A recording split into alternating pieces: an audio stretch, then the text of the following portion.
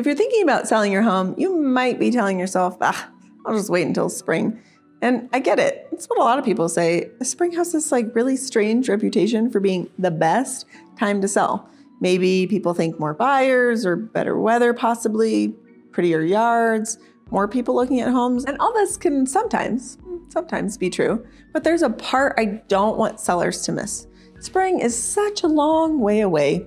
And based on what we're seeing right now in the Denver metro market, we should not assume that next spring puts you in a better position. Right now, we had fewer listings than we had this time last year, but pending homes are about the same or even slightly higher than they were last year. And that combination matters. It means that buyers have fewer options to choose from, and they're still putting homes under contract.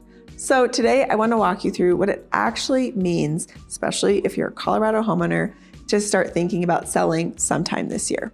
Hi, I'm Lydia with the Goalish team, and I've helped clients over the years buy and sell over $235 million worth of real estate.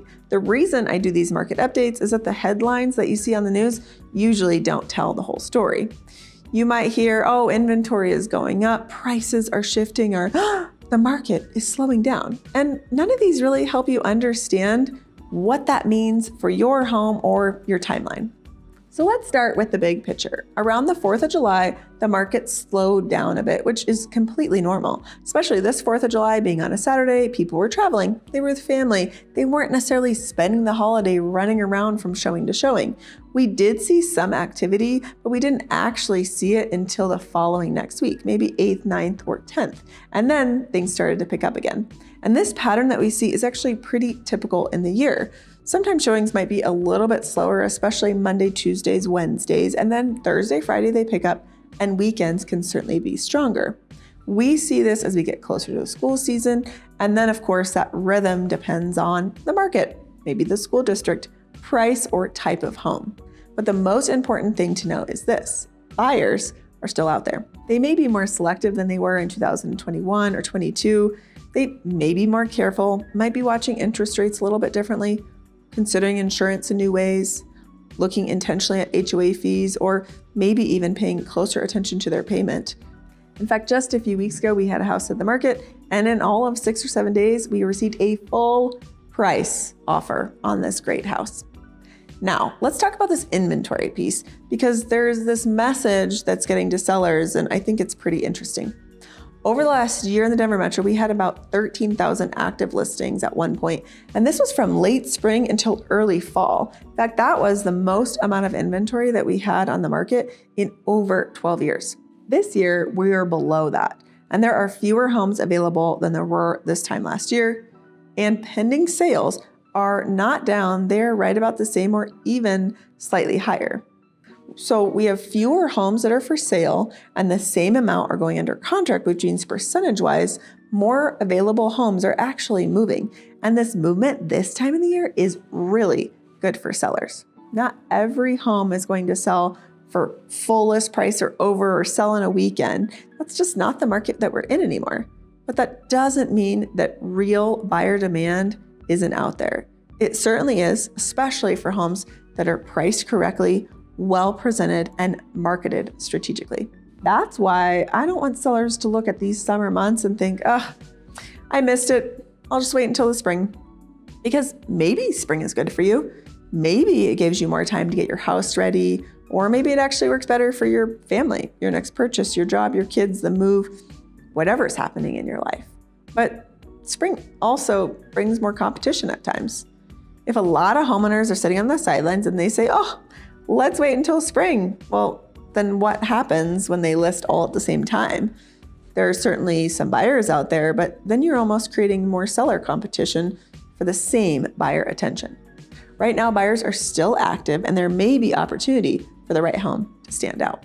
Now, I want to be really clear about something. I'm not saying that everybody should list their home tomorrow. In fact, you should be really cautious if you hear somebody saying always in something about real estate. We are such an imprecise industry that is extremely nuanced. What I am saying, though, is that you should not make this decision on a general rule like spring is always the best. You need to look at your specific home. What neighborhood are you in? What price point is that? Are homes selling quickly or sitting? Are homes selling that are upgraded? Are they staged? Are the market values fair on them, or are they priced too high? Are they having a lot of price reductions before they're going under contract? All of this information matters, and a great agent like myself will bring this information to you so that you can make the best decision for your family. Let's also separate detached properties from attached properties because they are not behaving the same way right now, and that's something pretty nuanced in this market. A single family that's a detached property is actually performing a bit better right now. The average for a closed property that's detached is about $825,000, the median around $675,000. These are really, really strong numbers, especially when we look historically at what they've been. Attached properties like condos and townhomes are actually doing a little bit of a different dance. The average price for a condo right now is about $431,000, and those properties are taking a little bit longer to sell. It's not every property though. In fact, one of our clients wasn't able to go to market until July, and they were hoping to get to market in May, and they felt maybe like you, like there was a window that they had missed. We priced appropriately when we went to market.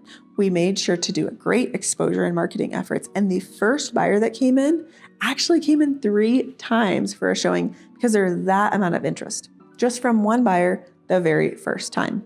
The big reason why the cost of ownership can be very different in the condo world is because the buyer isn't just looking at a purchase price. They're looking at the mortgage payment, the HOA, the insurance special assessment. Maybe there's some major repairs not happening to your unit, but rather the community as a whole. Some condo communities, especially the older ones from the 70s or the 80s, they have a lot of roof issues, insurance issues, electrical updates, or just other really large expenses. And in some cases, HOA dues have gone up significantly, or there's special assessments. Even just a history of special assessments can have some impact to some buyers in this market. And again, that doesn't mean that condos cannot sell or townhomes cannot sell. It just means that pricing, marketing, and exposure need to account for in the full picture because the buyers are doing the math, so we on the sales side have to do the math too. Now, one number I think is really encouraging right now is the original list price compared to the final sales price ratio on a home. Homes right now are closing at an average of 97% of that original list price. Historically, if you were anywhere in the lower 90s, 95, 96 even, that was super healthy. So 97 is really great news. But again, that number doesn't mean that you can overprice your home and expect the market to fix it. The buyers just don't care what a house was previously bought for. They don't care whether you bought it for $1 or $1 million. They just care that it is properly priced based on what the market is currently telling us. And if you price too high above fair market value, you shrink your buyer pool. I say this all the time. If you price over 10% over fair market value, you instantly lose half your buyer attention. That matters more now in this market when buyers have a lot more options and are paying really, really close attention. So the strongest seller strategy right now is not throw it on the market and hope. The strongest seller strategy is this. We're going to price it correctly, prep it properly, stage it so that buyers can understand the space, market and expose it really, really well, and make sure that the timing works for your actual life, not just a market headline. This is the difference between the market is great, so I'll list, and saying, this is a strategy that gives my home the best chance to perform in this market. Because yes, technically with around 3.5 months of inventory, we're still in what's considered traditionally a seller's market. Anything below 6 months is considered to be a seller's market, but it doesn't feel like the seller's market in 2021 or 22. Back then, homes were getting instant offers, multiple offers, well over asking. Buyers were waiving protections. Properties were selling way faster than anything insanely normal. And all of that isn't normal. And we need to stop comparing it to what it was just a few years ago. Today's market still has opportunity for sellers, and it requires more precision. You cannot ignore condition. You cannot ignore pricing. You cannot ignore how a buyer is going to see your home online. You can't ignore what's happening 2 blocks away because that might actually have more impact than some big headline number in the greater Denver metro.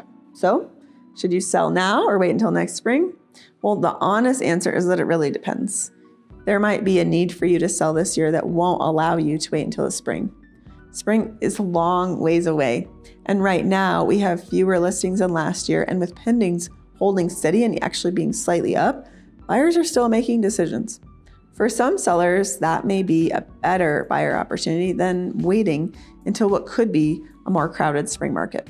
And for other sellers, waiting might make more sense. Maybe that means that the house has some work to do and there's time for that. Time to declutter, paint, stage repair, or just figure out what your next step is. And that's completely valid. The point is not to sell based on when the market is perfect or feels perfect, because there's no perfect market. The point is to sell when it's right for you, your family, and your life. With the right strategy and pricing, staging, presentation, marketing, and negotiation, we can make sure to protect your equity, and that's where we create confidence. This is really where the real estate plan matters. So here are some main takeaways. Inventory is lower than it was this time last year. Pending sales are about the same, slightly higher, which means more available inventory is moving, which is a great sign. Detached properties generally perform better than attached properties, especially where HOA fees, insurance, special assessments affect this affordability. And sellers have an opportunity, but the homes that perform best are those that are priced reasonably and well prepared. If you're thinking about selling this year, don't make this decision based off a seasonal rule. Make it based off your home, your neighborhood, your timeline, and the actual data in front of you. If you want help figuring out what all this means based on your specific situation, reach out. I am happy to help. We look at your home, your neighborhood, your equity, your timeline, and help you decide really whether it makes sense to sell now or wait until the spring, and using that time to your advantage, whether you need it or not. There's no pressure at all on our end to list, because the first step is really for you to understand your options and feel confident in that. Knowing your options is how you buy and sell with confidence.